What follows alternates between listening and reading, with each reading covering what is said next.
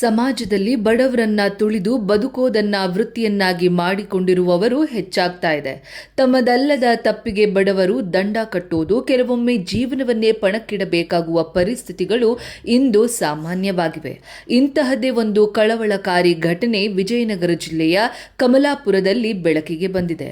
Karnataka micro ಮತ್ತು small finance ಕಾಯ್ದೆ ಸಾಲಗಾರರ ರಕ್ಷಣೆಗೆ ರೂಪಿಸಲಾದ ಮಹತ್ವದ ಕಾನೂನಾಗಿದೆ. ಈ ಕಾಯ್ದೆಯ ಪ್ರಕಾರ ಬಲವಂತ, ಬೆದರಿಕೆ, ದೌರ್ಜನ್ಯ ಅಥವಾ ಒತ್ತಡದ ಮೂಲಕ ಹಣ ವಸೂಲಿ ಮಾಡಲು ಅವಕಾಶವಿಲ್ಲ. ಸಾಲ ವಸೂಲಿಗೆ ನ್ಯಾಯಾಲಯದ ಆದೇಶವೇ ಏಕೈಕ ಮಾರ್ಗವಾಗಿದೆ. ಬಳ್ಳಾರಿಯ ನಿವಾಸಿಯಾಗಿರುವ ಸಾಲಗಾರ ಹಣ್ಣು ವ್ಯಾಪಾರಿಯಾಗಿದ್ದು, ಕಮಲಾಪುರಕ್ಕೆ ಹೋದ ಸಂದರ್ಭದಲ್ಲಿ ಆತನ ಹಿಂದಿನ ಸಾಲ ಬಾಕಿ ಇದೆ ಎಂಬ ಕಾರಣಕ್ಕೆ ವಿಜಯನಗರ ಜಿಲ್ಲೆಯ ವ್ಯಕ್ತಿಯೊಬ್ಬರು ಸಾಲಗಾರನನ್ನ ತಡೆದು ಆತನ ಆಪೆ ವಾಹನವನ್ನ ಬಲವಂತವಾಗಿ ವಶಪಡಿಸಿಕೊಂಡಿದ್ದಾರೆ. ನನ್ನ ಸಾಲ ತೀರಿಸುವವರೆಗೂ ವಾಹನ ಕೊಡಲಾಗುವುದಿಲ್ಲ ಎಂದು ಹೇಳಿ ಆ ವಾಹನವನ್ನ ಕಮಲಾಪುರದಿಂದ ಹೊಸಪೇಟೆಗೆ ತೆಗೆದುಕೊಂಡು ಹೋಗಿರುವುದು ಗಂಭೀರ ಆರೋಪವಾಗಿದೆ.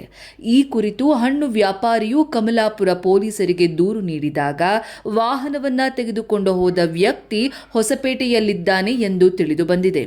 ಆರಂಭದಲ್ಲಿ ಪಂಚಾಯಿತಿ ನಡೆಸಿ ಸಮಸ್ಯೆ ಬಗೆಹರಿಸುವ ಕುರಿತು ಚರ್ಚೆ ನಡೆದರೂ ಸಹ ಇತ್ತೀಚೆಗೆ ಜಾರಿಯಾದ ಕರ್ನಾಟಕ ಕಿರು ಸಾಲ ಮತ್ತು ಸಣ್ಣ ಸಾಲ ಅಧಿನಿಯಮ 2025 ಕಾನೂನಿನ ಪ್ರಕಾರ ಪೊಲೀಸರು ಸಾಲಗಾರರ ಪರವಾಗಿ ನಿಲ್ಲಬೇಕಾದ ಜವಾಬ್ದಾರಿ ಇರೋದನ್ನ ಗಮನಕ್ಕೆ ತೆಗೆದುಕೊಳ್ಳಲಾಯಿತು. ಇನ್ನು ಈ ಹಿನ್ನೆಲೆಯಲ್ಲಿ ಕಮಲಾಪುರ ಪೊಲೀಸರು ಹೊಸಪೇಟೆ ಪೊಲೀಸರೊಂದಿಗೆ ಸುದೀರ್ಘ ಸಂವಾದ ನಡೆಸಿ ನ್ಯಾಯಾಲಯದ ಆದೇಶವಿಲ್ಲದೆ ವಾಹನ ವಶಪಡಿಸಿಕೊಂಡಿರುವುದು ಕಾನೂನು ಬಾಹಿರ ಎಂಬುದಾಗಿ ಸ್ಪಷ್ಟಪಡಿಸಿದರು. ಇನ್ನು ಈ ಹಿನ್ನೆಲೆಯಲ್ಲಿ ಕಮಲಾಪುರ ಪೊಲೀಸರು ಹೊಸಪೇಟೆ ಪೊಲೀಸರೊಂದಿಗೆ ಸುದೀರ್ಘ ಸಂವಾದ ನಡೆಸಿ ನ್ಯಾಯಾಲಯದ ಆದೇಶವಿಲ್ಲದೆ ವಾಹನ ವಶಪಡಿಸಿಕೊಂಡಿರುವುದು ಕಾನೂನು ಬಾಹಿರ ಎಂದು ಸ್ಪಷ್ಟಪಡಿಸಿದರು. ಪರಿಣಾಮವಾಗಿ ಜನವರಿ 23ರಂದು ವಾಹನವನ್ನು ಕಮಲಾಪುರ ಠಾಣೆಗೆ ತರಿಸಿಕೊಂಡು ಹಣ್ಣು ವ್ಯಾಪಾರಿಗೆ ಅಧಿಕೃತವಾಗಿ ಹಸ್ತಾಂತರಿಸಲಾಯಿತು. ಈ ಘಟನೆಯಲ್ಲಿ ಹೊಸಪೇಟೆ ಹಾಗೂ ಕಮಲಾಪುರ ಠಾಣೆಗಳ ಪೊಲೀಸರ ಸಮನ್ವಯ ಹಾಗೂ ಬಳ್ಳಾರಿಯ ಐಜಿಪಿ ಹರ್ಷರವರ ದಕ್ಷ ಮಾರ್ಗದರ್ಶನ ಪ್ರಮುಖ ಪಾತ್ರ ವಹಿಸಿದೆ.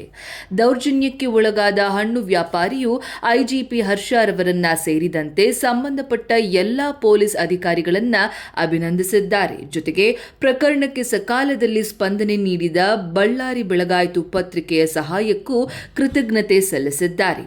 ಈ ಘಟನೆಯು ಕರ್ನಾಟಕ ಕಿರು ಸಾಲ ಮತ್ತು ಸಣ್ಣ ಸಾಲ ಅಧಿನಿಯಮ 2025 ಕಾನೂನಿನ ಮಹತ್ವವನ್ನ ಮತ್ತೊಮ್ಮೆ ಸಾಬೀತುಪಡಿಸಿದೆ.